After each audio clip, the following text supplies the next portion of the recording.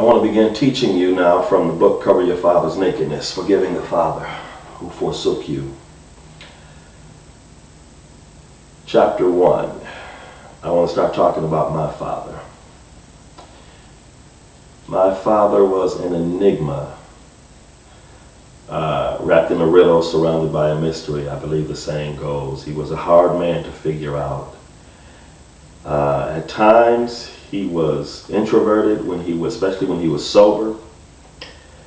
And when he had had too much to drink, he was extroverted. He was very outgoing, loving, kind, gregarious to a fault. And I believe that that's really the person who he was. But for some reason, that person, that loving, kind, affectionate, gregarious, giving person was trapped inside of him. Why? I don't know. I don't claim to be an expert in that area of the human mind, the psyche, the soul.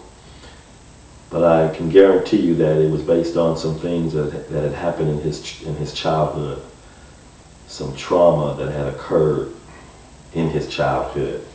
As I said in my introduction, my father was 6 when his father died. My father was born in 1934, and he was 6 when his father died. So he was born during the Great Depression, a time of economic hardship for all the nation, but especially for those who were poor.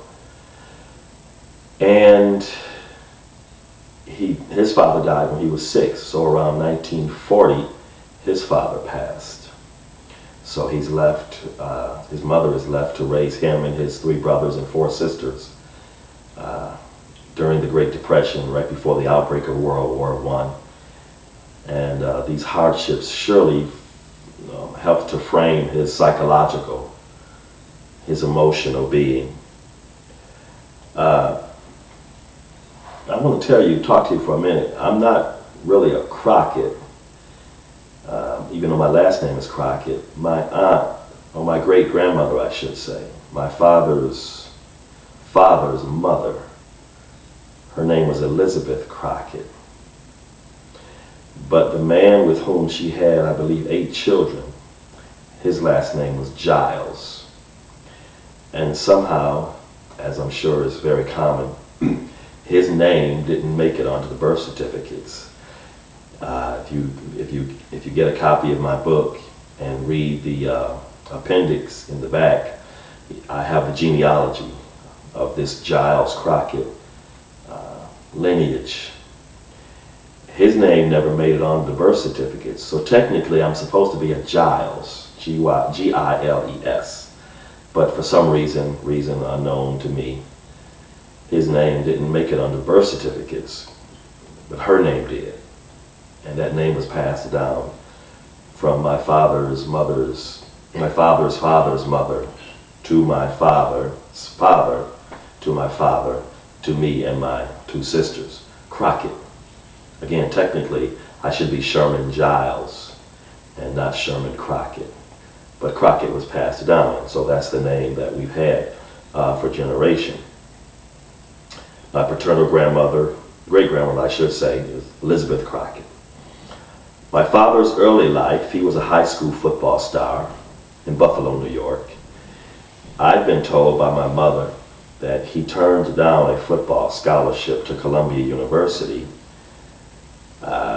for reasons of low self-esteem, of poverty, etc. He married my mother on the 22nd of August, 1953. He loved his family very much, but like I said, his father died when my father was about 6.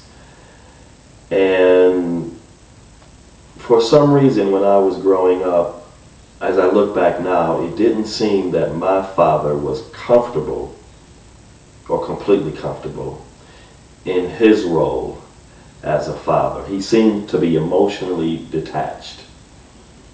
He seemed to be emotionally frozen toward us, unless, as I said, he had too much to drink. Now, there were certain things, certain forces, if you will, that would often come together and cause my father to be released from his emotional prison. Alcohol and music. When I was growing up in the 50s and 60s, of course, the music that we listened to was the music of Motown. The Four Tops, the Dells, the Temptations, Diana Ross and the Supremes, Ray Charles, of course that wasn't Motown, but Ray Charles, and then later on in the 70s, the Jackson 5, etc. But in the 50s and 60s, after you came out of the 50s rock era with Fats Domino, etc., then you came into the 60s, it was mostly Motown, Marvin Gaye, and other, Smokey Robinson and the Miracles. I was going to say the Imperials, Smokey Robinson and the Miracles, the big Motown acts.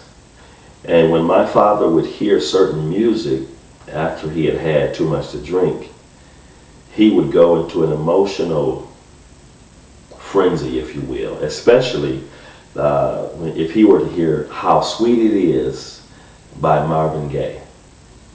When my father heard How Sweet It Is by Marvin Gaye after he had had a couple of drinks of Old Granddad Kentucky bourbon, he would go into, it would be like a religious experience for him. Marvin Gaye would say, "How sweet it is to be loved by you." And when my father would hear that, he would just, it was like an epiphany, like a profoundly religious experience for him. Another song that had that effect on him, or almost the same effect, was "Stay in My Corner" by the Dells. When he had been in his groove with his liquor, and he would hear "Stay in My Corner" by the Dells, he would begin to ask people if they were in his corner.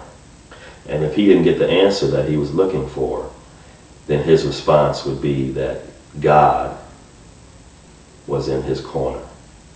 So How Sweet It Is to Be Loved by You, by Marvin Gaye, "Stay in My Corner" by the Dells.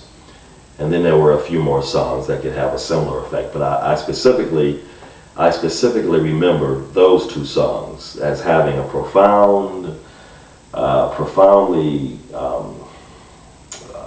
psychological effect upon him. Again, especially if he had been drinking. Now, if he heard those songs and he hadn't been drinking, it didn't really register. But normally, when he had been drinking, his old granddad or his Seagram 7 Crown or Johnny Walker Red or whatever the case may be, and he heard "How Sweet It Is to Be Loved by You" or "Stay in My Corner" by the Dells, it was a totally, like I said, it was like a religious experience.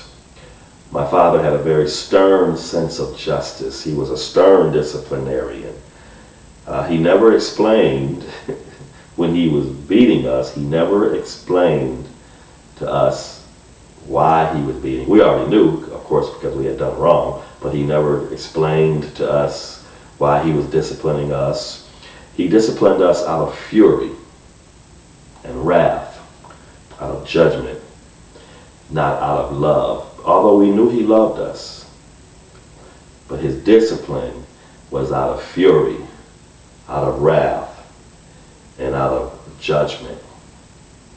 I remember the last whipping that I got. We were throwing rocks on the railroad track. And I'll talk to you about that in our next lesson. God bless you and have a good day. Don't forget to visit us at www.forgiveyourfather.net. And also don't forget that we are available for teaching engagements. We are available to teach the book for churches, civic groups, fraternities, sororities. If you want us to teach from the book, contact us. Go to forgiveyourfather.net, or you can call us at the number listed on the website. God bless you.